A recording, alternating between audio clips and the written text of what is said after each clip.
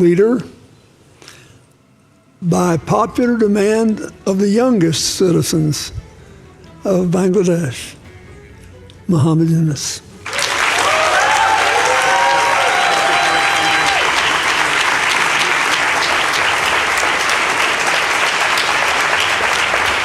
Thank you, Bill.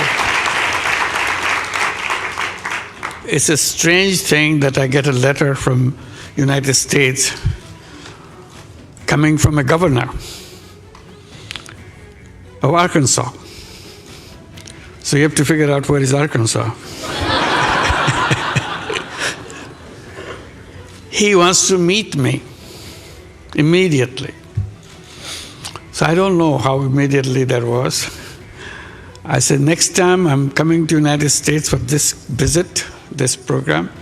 So when I come, I'll definitely come and see you. He said, it's very urgent. I said, well, I'll see how quickly I can come. I couldn't come early. I came for the meeting.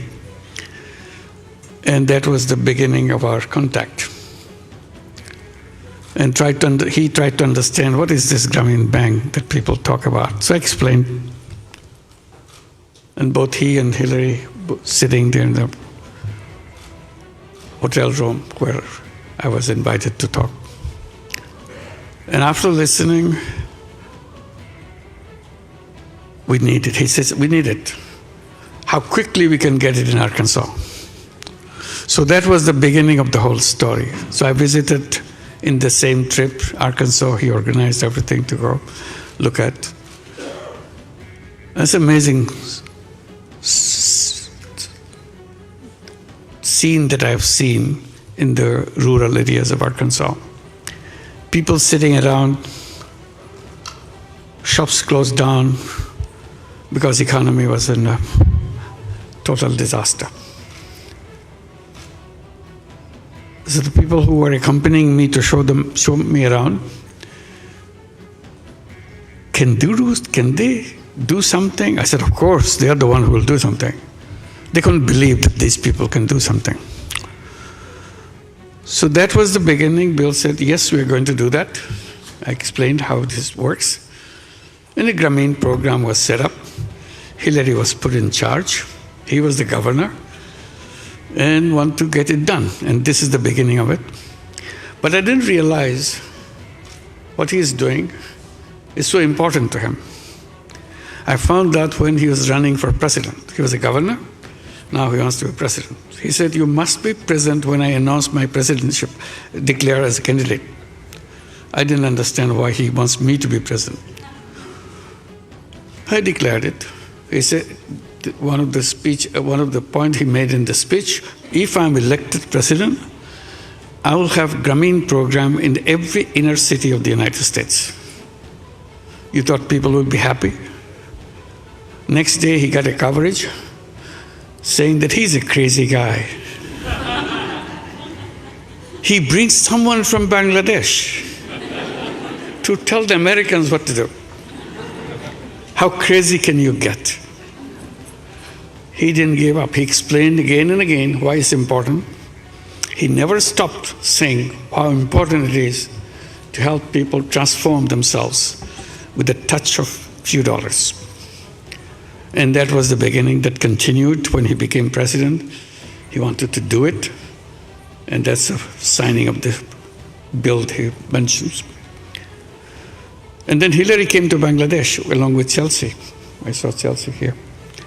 Both of them came to Bangladesh, spent 4 days with us, wearing Grameen check, which is a rural handloom weaver, make the very simple clothing like this. And all 4 days they were wearing clothes which was made by the weavers in the villages and designed by a local young person. And everybody said, what's she wearing this? How did you do that? Who designed it? So I was not prepared to answer all those questions. I don't know why they asked. But they were so curious that the First Lady of the United States wearing this dress made from very simple fabric done by the rural weavers. So tremendous respect that it showed to people who just do things with their own fingers, with their own hands, and for tradition of many years.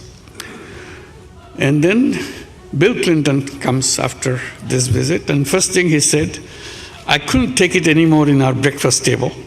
All they talk about is Bangladesh, Bangladesh, Bangladesh. So I don't know what they're talking about. So I said, now I go there, and I'll be talking Bangladesh, Bangladesh, so that it goes even. So that's the kind of intensity he felt about the people who need the support and so on. And that didn't disappear in Arkansas. When he became president, it got slowed down, but it appeared in Chicago. Became a program in Chicago. And now it came in a big way, Grameen America. Grameen America started right here in New York City, in Jackson Heights. It's a tiny little program. And then it started spreading. Now Grameen America has 35 branches all over the United States. Every major city has a Grameen Bank branch. And today, nearly 200,000 borrowers, all 100% women in all these inner cities, which was his dream, and take $1.5 billion a year. We reached at the level. Now we lend out $1.5 billion a year with perfect repayment record. No collateral, nothing.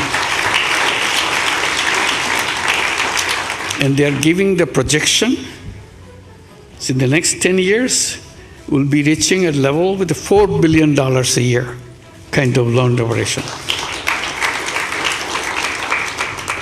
It's an amazing story, what he began. And the time he began, we became a bank, formal bank, got a license in 1983. It was a tiny little thing at that time. Bill invited me in 1986. Can you imagine? So his radar is catching signals where it's this tiny little thing. You still don't know what it will be like. But he wanted it to be in Arkansas. So that relationship between me and Bill and the family goes a long way, inspiring me to do things. And it continued that way. I was a regular participant of CGI ever since it began. But then got disconnected. I'm very happy to be back here. It's wonderful. You've heard a lot of stories about Bill Clinton, but probably many people don't know the story that I know. And I saw him very close range, what he is all about. And I'm so proud to be his friend and Hillary's friend and Chelsea's friend. It's a wonderful relationship for a cause, and he never for a moment paused over the validity of this concept, and continued even today.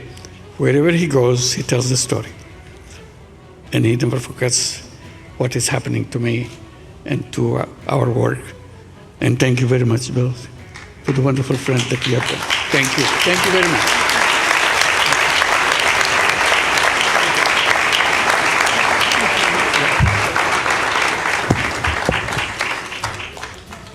Well, you're the only old guy I know who was ever drafted for his eminent position by the young people of his country. And that's because he has succeeded in doing what we all must do. We all have to stay in the future business. Absolutely. And he is a walking testament to its riches. I'm very, very proud of you, very grateful for you. And I think all of us should wish Bangladesh well and do what we can to support them. Somebody has to fund the first loans, then the rest get repaid. Thank you. Thank you, and God bless you. Thank you. Let me just add a little bit on the Bangladesh situation now. It's quickly, because these are the young people that I've always been talking about, that the young people are the ones who should be leading the way, because all are kind of getting old-fashioned. So how to make things in the eyes of the young people and create the new life, create the new world for themselves. While I'm speaking on that theme, I didn't realize what will happen in Bangladesh. Suddenly all the young people of Bangladesh got together and said, enough is enough. We are not going to tolerate it anymore. And they didn't. They sacrificed themselves in front of the bullets fired by Bangladeshi government and sacrificed their lives.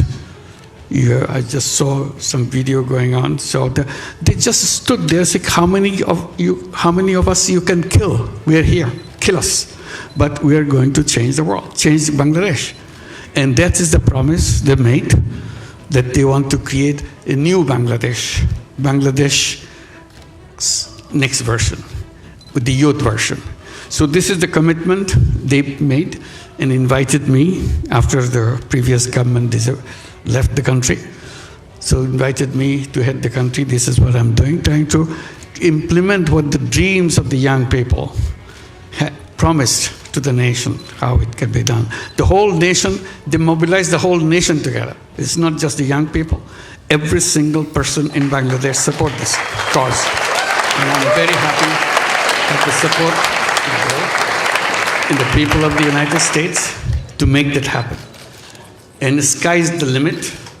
They want to make this Bangladesh called New Bangladesh. They said we put the reset button, old is gone. So now you build a new Bangladesh on top of it. The images of our dreams. And this is a Bangladesh of the dreams they will make. Some of the leaders of the student movement are here. Yeah, will you see it? Can you stand up? Can you stand up?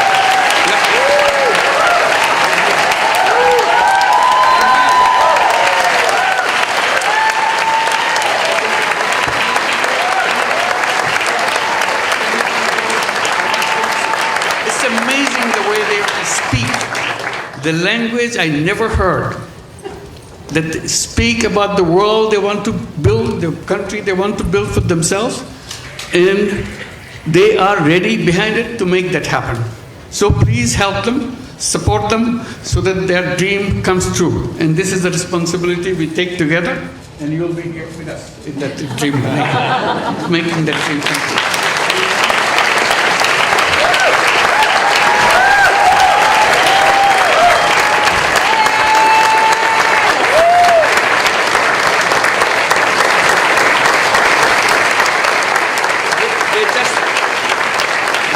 Look like any other young person.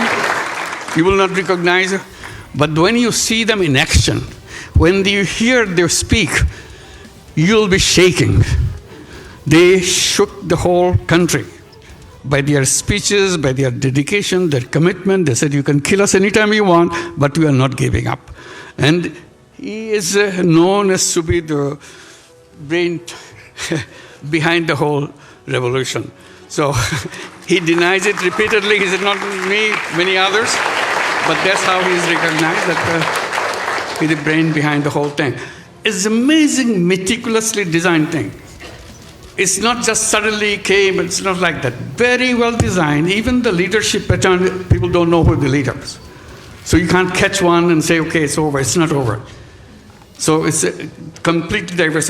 When they speak, the language is something it inspires any young person anywhere, any person anywhere in the world. These are the guys. Let's give them a big applause. So this is the Bangladesh. They are the one creating the new version of Bangladesh. Let's wish them a success. Thank you very much. Thank you.